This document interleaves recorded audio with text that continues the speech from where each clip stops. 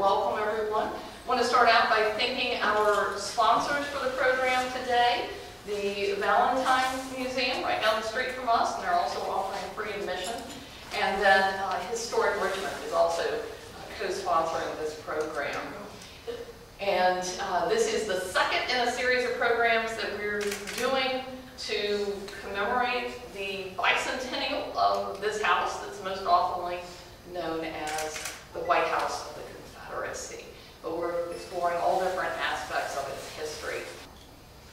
But without further ado, I want to introduce our guest guide for today, Edwin Slipek. He's a Richmond native. He studied at Boston University and also at VCU, where he is now an adjunct professor of architectural history.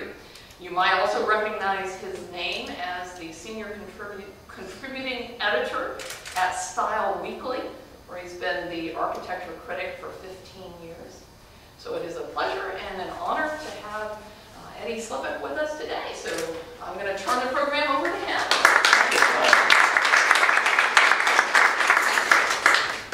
Thank you for coming over this afternoon, and I'm looking forward to being a part of this wonderful year-long exploration of the history of this tremendous American landmark that is so rich in so many ways. One of the things I'm going to be focused on today is the origin story of this building. And as we go through together, I hope that some of the things that we lay out in the introduction here will be brought to light and illuminated as we move through the actual space. An architectural historian, I give talks, and it's either art in the dark with the projector going, or it is off campus. And so today it's so invaluable, I think, to my experience to be a part of this great historic place. The White House of the Confederacy, as Kelly says, is known as the White House of the Confederacy.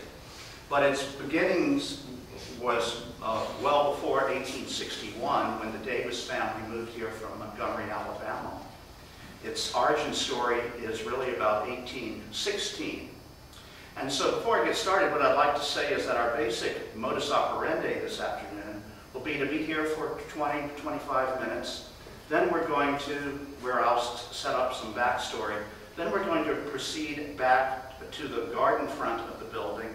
And because it's chilly, we won't spend too much time there. It'll be more of a pass-through, but there'll be a few things we'll want to point out. Then we will come around to the front, and we will enter the house from the front door. Of course, the proper way for special guests such as yourselves to be received here at the White House of the Confederacy. This is a building that is as fraught and as holding of American history as perhaps any building in our nation. When you think about it, how two presidents, President Jefferson Davis and President Abraham Lincoln, both sat in this house within days of each other. How evocative was that? Most of us here, of course, know about the last days of the Confederacy. But why did this house survive? Why has it survived amid this incredible urban medical center?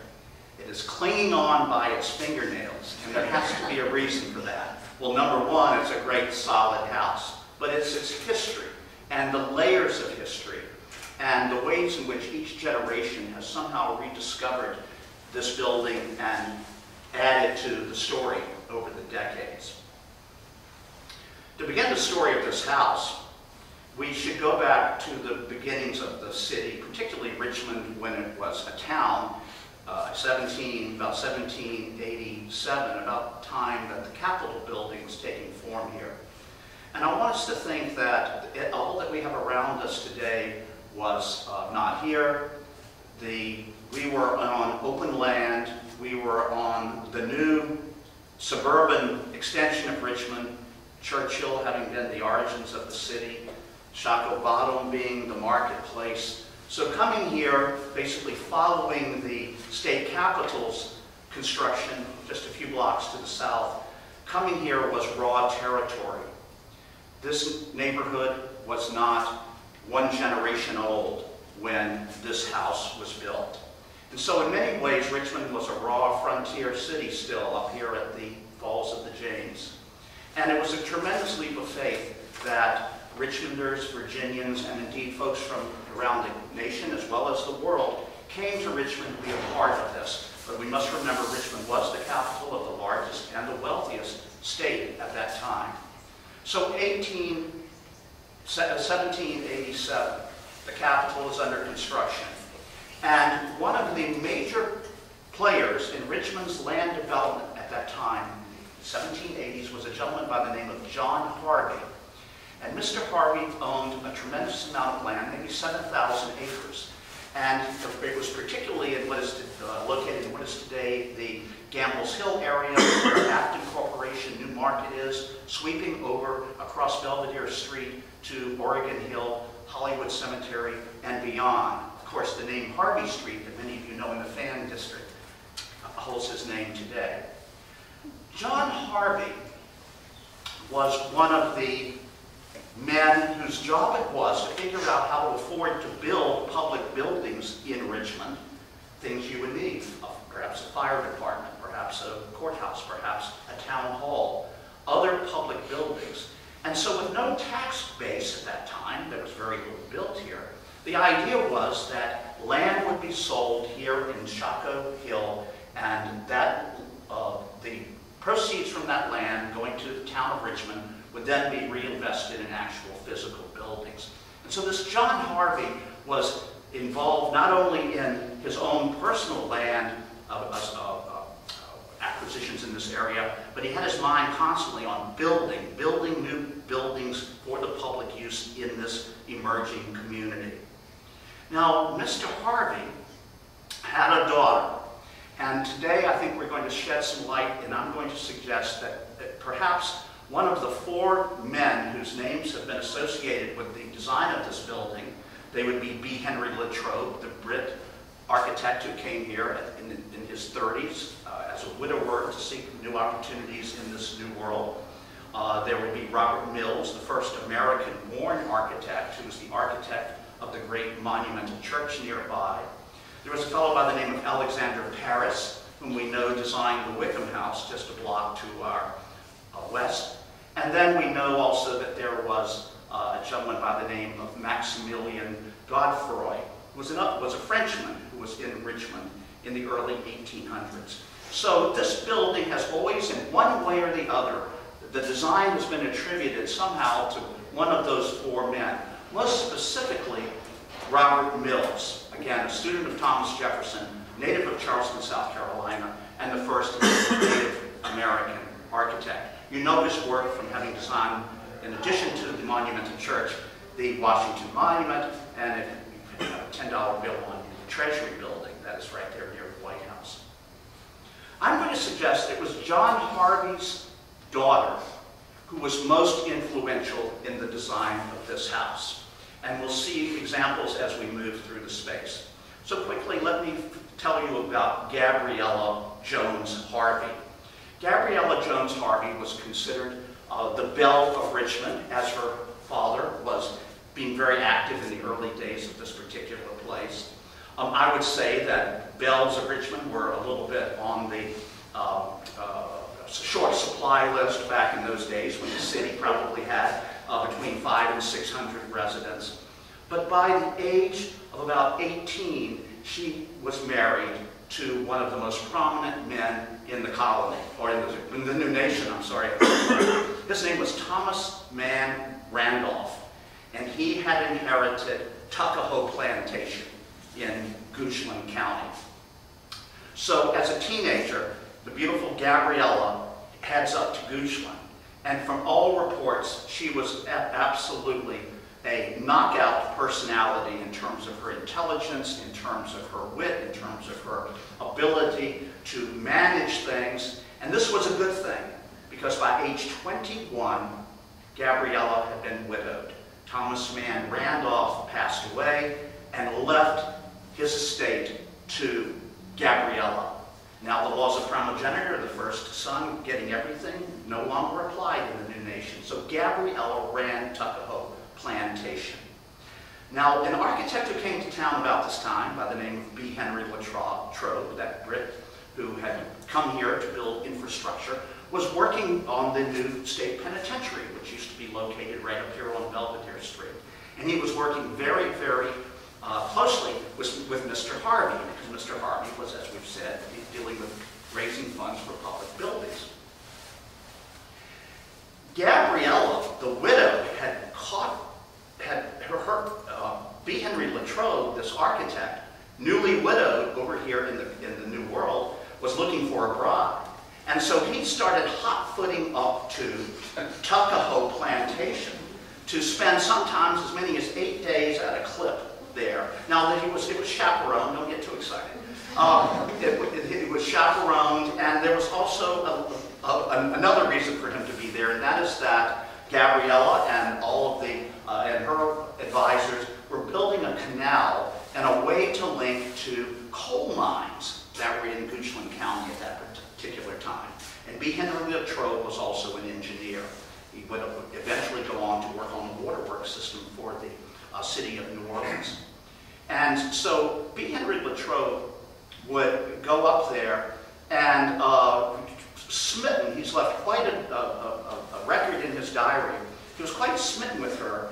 And on one occasion, I'll have to read you, he started writing her poetry. And bear with us because it's going to come right into this house.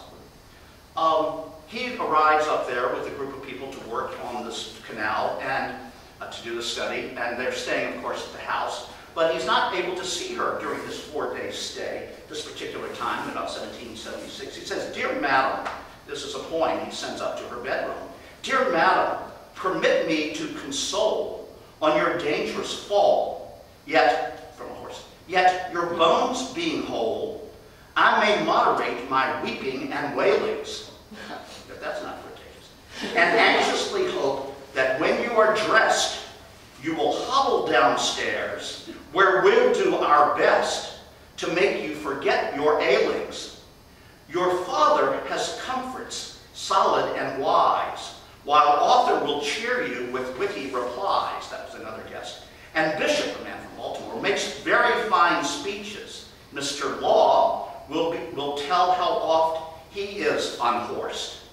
But as for myself, I shall come off the worst, for I'm dripping wet, coat, waistcoat, and breeches."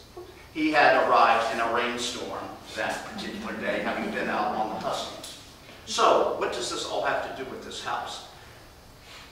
Gabriella, the widow, is very attracted to Mr. Latrobe. When her father, Mr. Harvey, decides he's going to build a house on what is today Gamble's Hill at the foot of 4th Street, where Newmarket, Afton Corporation are today, I think she encourages him to hire Mr. Latrobe to be the architect. This, of course, gets Mr. Latrobe very interested in Richmond. He designs houses for others as well. But there's something about his lack of income that does not appeal necessarily to this very, very wealthy young woman. And a fellow by the name of John Brokenborough, who is also very engaged in the life of the city, having been chair of the committee to build the monumental church and involved in many other activities. He had very sophisticated. He had studied medicine in Scotland. He had come back. He was a native of Essex County. And Gabriella, at about 22 years old, says yes to his proposal of marriage. And with that, she moves to Richmond and takes her place in Richmond society. Now remember, she's also now attached by marriage also to Thomas Jefferson. So I want us to think of her as having been around builders and architects her entire life virtually, with her father building the city and having been a mayor of the city, with her suitor, B. Henry Latrobe, with those who were around him working on those systems at Tuckahoe Plantation, running Tuckahoe Plantation itself, and now moving into Richmond with one of the brightest and most outstanding gentlemen of the town, Dr. Brokenborough. Now, Dr. Brokenborough never practices medicine, because when he marries this wealthy young woman, he needs to devote his life to managing the finances that come with the marriage. And over time, Gabriella decides, and with her husband, that they must build a house. And so together in 1811, they build a house on the corner of 11th and Clay Street, just one block, catty-corner from where we sit this morning, right out this window, basically. And B. Henry Latrobe advises her, I believe, on the design of that building, because it involved something that he had done for her father's house, the Harvey house over on Gamble's Hill, which is to create a bow window, a slightly rounded window that faced north toward what is today Lee Street. And it had very, very extensive gardens. And on the front of that two-story house that was 62 feet long, there was a colossal, or a double porch, a double-tier porch, on the front of that house that faced Clay Street. Something very grand and something Richmond had not seen before. This did not come out of the Cabbage Patch. This is something that Gabriella had probably worked with Mr. Latrobe on. Now, when the Wickham family decides that they are going to build their house on the opposite corner, the great building, neoclassical building that stands there today, it was the Wickhams who got the idea for the bow front that so beautifully fronts that garden today from Gabriella and John Brokenborough's house, diagonally across the street. Now, this building has always been attributed to Robert Mills, that American, Charleston-born American architect. And part of that comes from the fact that Mary Wingfield Scott, the great, almost unimpeachable architectural historian of mid-20th century Richmond, you can hear her, but she does in her writings give it to Robert Mills. However, she also says that the Wickham House was designed by Robert Mills. And that has been totally disproved because we know it was Alexander Paris who designed that building. And so I'm going to suggest that she was following some bad leads, perhaps, in suggesting that this house was Robert Mills as well. One of the reasons why this house has been attributed to Robert Mills is there are records of Mr. Mills dining with Dr. Brokenborough during at least one or two trips here to town at the same time that this house might have been under discussion. So folks have just put that together, but they've never looked at Gabriella's influence. Now, just 2 or 3 years after they finished the house up the street in about 1814, for some reason unknown, Dr. Brokenborough, and we never hear of Gabriella because of, I think, the sexism of the way history has been written over the past 100 years, but I think they begin looking for another site. Now, why, after building a house, and a very grand house, would they move one block away? I like to think that perhaps Gabriella, having been in Goochland County, wanted something with a lot more land. This was a totally open situation here with undeveloped hillsides going down to Chateau Creek. No railroads, of course, at that particular time. And so, parcel by parcel, they made 2 purchases to buy first this western part of the block, and then they purchased the site where the museum is today, and indeed part of the hospital complex as we go down. And Gabriella reproduced the gardens that she had created across the street, had even more land and more sunlight to do things on this particular space. We know that B. Henry Latrobe had looked at the plans for the Wickham House and had created some changes. And one of the things that Gabriella, I think, in the design of this house brings to the situation in whoever designed this house or put pen to paper is that this is the very, very close footprint of the house that her father had built on Gamble's Hill with B. Henry Latrobe as the architect. And I think because there was so much friendship and so much interaction between Robert Mills and B. Henry Latrobe and Alexander Paris, I think that the idea of having one architect might not have appealed to her. I think she was very much a person who liked to please those around her.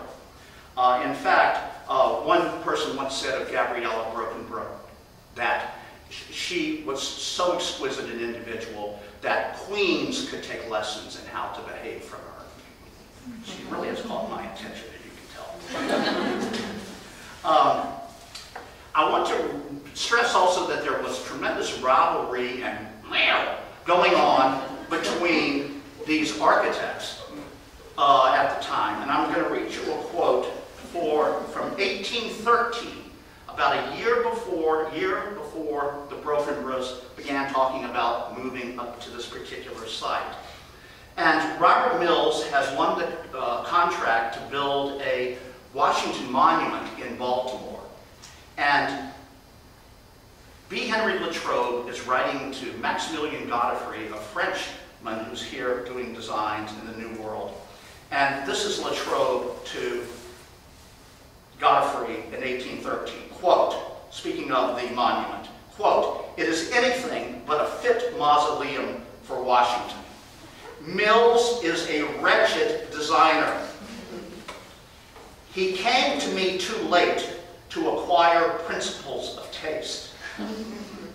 What I must add is that Mr. Mills studied for 2 years under Latrobe. Quote, "He is a copyist and is fit for nothing else." Now that's rough. And Gabriella, being very close to B. Henry Latrobe, I do not think would have gone to the Robert Mills camp in terms of designing this building.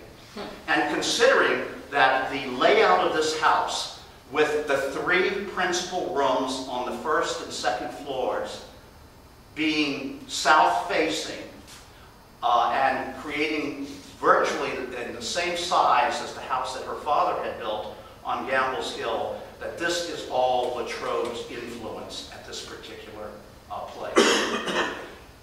The big thing here, and we'll see it in just a second as we get up to go out into the garden, is that the colossal facade that we discussed up at their original Brokenborough house, when this house is built, Gabriella and her husband take that monumental facade and do what?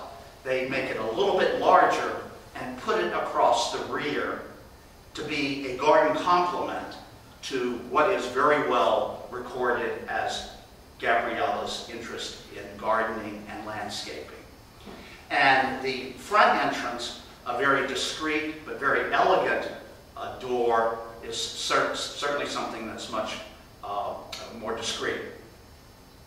Also, there's something that's a little bit old-fashioned about this house, and that is that, unlike the Wickham House, which has a federal, neoclassical, 3-part facade, central door flanked by 2 large windows, something more akin to what we might call federal architecture or even colonial architecture, 5-part facade with smaller windows, as we can see here on the north. So when we step outside, I want you to consider that this is a little bit of a hodgepodge, kind of an old-fashioned front with a central hallway, if you will. But when we go outside, and it's chilly, so we won't tarry, but we'll take a look at the colossal facade on the back and add a few more points to the story.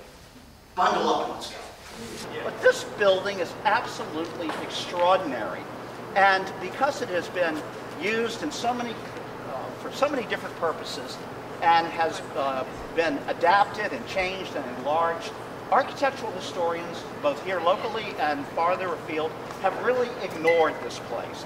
But this, I want you to look at that. This is absolutely remarkable. And nowhere, I am going to suggest, and I hope y'all will go prove me wrong, that's the way we're going to move ahead on these things, nowhere in America were paired columns being used. Vitruvius and Andrea Palladio, the great classical purveyors of architecture, did not use them. The first time we see them in Western culture in a major way is on the east front of the Louvre. And a fellow by the name of Claude Perrier uses them there on the huge facade of the Louvre. Paired columns. It's a very mannerist way of working, something you would have expected maybe Michelangelo to have done. And then soon after they appear on the Louvre, they appear at St. Paul's Cathedral when Sir Christopher Wren rebuilds that building after the Great Fire in the late 1620s. And so what in the world is this French, or arguably French-inspired of St. Paul's, what in the world is that doing here in Richmond? Well, I've mentioned one other name that I've not elaborated on this morning, but that is Maximilian Godefroy.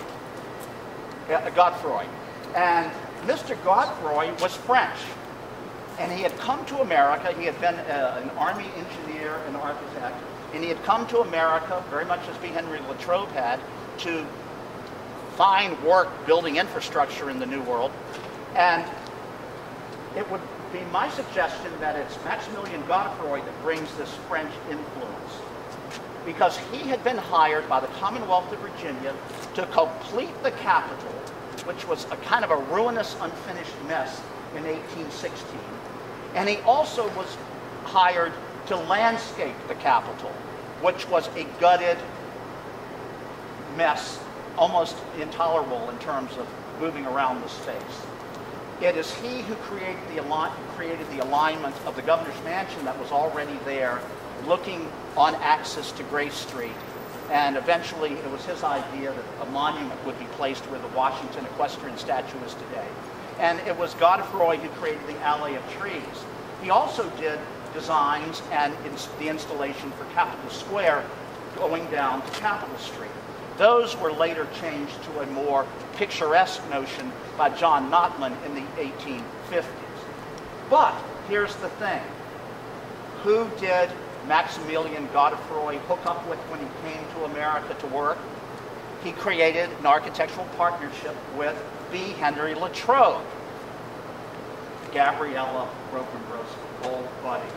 So right when this house was being built, Mr. Godefroy was living in Richmond, communicating with Latrobe on a regular basis about what should be done over at the Capitol. Latrobe never wanted to look like he had his hand out for anything, so he was very subtle about how he got involved in projects that were not officially contracted for him. So here all of a sudden we have this injection of French influence by a man who was only in America for a few years. By 1820, he had returned to his native. Let's go ahead. Now, as we're standing here, I want you to cast your gaze, if you will, to the next block. Do you see the vacant lot just beyond this red brick building here? Yeah, that's where the first Brokenborough house was, and it was torn down in the 1930s. And then it was later a hospital, and it was a school, but it was a beautiful building, and the gardens, as I said, went down that way. So again, how intriguing, and what a devotion Dr. Brokenborough must have had to Gabriella to do all of this. So, what knucklehead knocked that down? I don't know. Maybe folks who like to build big buildings. All right, let's go on in.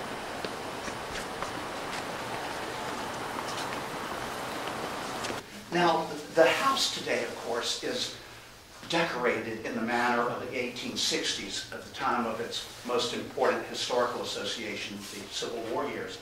And so it's dark and heavy and oppressive and handsome. But at the time that this building would have been built, the feeling of this room, I would say, would have been more prevalent. And that is that it would have been airy. It would have been, the application of decor would have been light and for special effect, but not for to knock you down.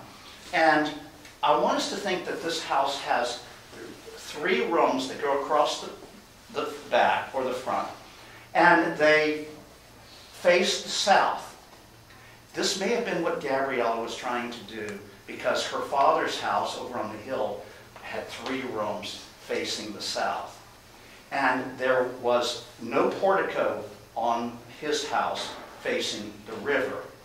But here, with a portico, as we've seen, it protects the house in the summertime from the high in the sky sun beating down for a little longer in the day. But then in the wintertime, with the large three-part windows that we see here, in the wintertime, with the low sun, it's flooding the space. This area across the back here would have been more or less the service corridor. This means that guests would arrive, would perhaps get no farther. The room is big enough that there was often business transact in this particular space. And that the stairway is to our right, to your right, and later another stairway is going to be added to the left, which was probably also added by Mrs. Brokenbrook. But here's the thing in terms of the tenants, the owners, the builders of this house, the Brokenbrooks. When they completed this house in very late 1816, if not early 1817, this entrance hall was not an oval. It was rectangular. And the staircase, which you'll see on our right, which is a gorgeous circular staircase, was more of a rectilinear or right-angled situation. So within 5 years of moving into this exquisite new house, they go at it and rip it out and add this, which is a B. Henry Latrobe oval. The magic disappears. So it's interesting that perhaps there wasn't, what does that mean? Was there no one around at the time when this house was initially built who could pull off this kind of space? Did Mr. Latrobe himself roll his eyes and said, what happened, or what have you? I mean, these are things that make it a very interesting ball game. But we need to think also that the Brokenbros did not have children. They did have a son who sadly passed away as a young child. But if you were rearing a family of 3 or 5 or 7 children, or in the case of the Wickhams down the street, sometimes as many as 10 living under roof, you would not be taking on major projects, is my suggestion, such as a feat, as doing what? Ripping out rectangular spaces and creating something a little more stylish in the method of B. Henry Latrobe. So again, these are all interesting things. But this room, is, aside from the light fixture and probably the floor covering, is much closer to what the space would have felt like in spirit, this sort of light neoclassical situation. Can you imagine if we took down the shutters and took down the shears and the curtains, and how much light would be pouring through that window, not to mention the east light coming through there. So this is something that B. Henry Latrobe was very, very big on, and he had introduced these 3-part windows at Gabriella Brokenbrook's father's house and other places as well.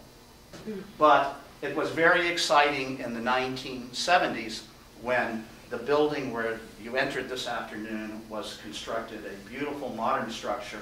So the invaluable objects that were in this building were moved then to that building, and the study of how this house had appeared during the Davis occupancy took place. And in the 1980s, the early 1980s or mid-1980s, this reopened as this, I think, spectacularly decorated and documented space.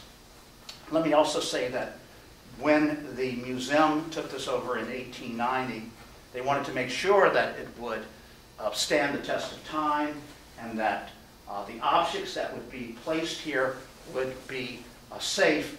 And so, sadly for architectural historians, but a very, very good thing for museum best methods, this building was gutted, and the infrastructure, wooden infrastructure, was replaced by concrete beams. And the architect for that changeover was Henry Baskerville, a very prominent Richmond architect, and the firm still continues to be a leading architecture presence in our community today. So, and Mr. Baskerville would also be the architect of the Art Deco West Hospital, just a few blocks from here, the red brick Art Deco building there. So again, many, many layers. Want to head into the next one? Just look at what a presence this window would have been. It wasn't designed to be covered up. It was designed in its original iteration in 1818, to have let light in. This building would have been very current today in the idea of using solar energy, or I don't know if solar energy so much, but using one's common sense about how to use the sun's force at various times of the year. The museum, some of you I know have spent many hours here, and for some of you, is there anyone for whom this is their first time here?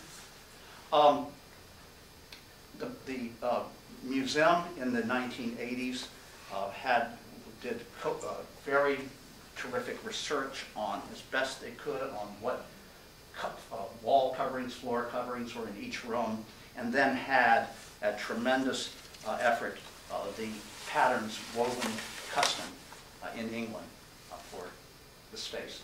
I believe the wall coverings are, am I right, Scalamandri? Yes. Again, it's flock, three-dimensional wallpaper. This is I'm not an employee here, so I can go on and say this. This is, in my mind, just a spectacular effort and renovation. Dramatic transitions in architectural history is going from the president of the Confederacy's home office, where he is working much more frequently than would be typically the situation, but he had various health issues from time to time. And then the room where basically all of the children lived in one space. And meanwhile, as I've suggested, now this is a wonderful time of day, despite all of the buildings around here. We can finally get a sense of what it looks like with the windows open and the light coming into this house. You can imagine on this eastern exposure, how terrific this would be in the morning. So this is I think, very cheerful space, even in the late afternoon. And again, here for one of our final views, because we've gone way over, but I'm so glad we're up here where we can see the capitals of the Doric, unfluted, again, paired columns. Spectacular, unique. It's rare to use that word unique, but I think unique for an American house at this particular time in 1818. And so, again, this was a house that was built by, I think, a fascinating, very bright, understudied figure in Virginia history, Gabriella Jones, Harvey, Randolph, Brokenbrough. Thank you all so much for coming out on this chilly afternoon and experiencing this remarkable American landscape. On my way in this morning, I encountered a posse of 8 or 15 people, and I was curious. They seemed to be a little dazed, like they had landed from the moon. And I inquired from whence they had come. And they said, we were at a wedding last night, and we're with the bride and the groom. They were from Seattle, Washington in the West. They had a wedding in D.C., and they said, we drove down from Washington, D.C. today to see the White House of the Confederacy. And so again, this building and everything that you're doing here resonates and is so important. So thank you for all the good work and for y'all's support this afternoon. Thank you. Thank you for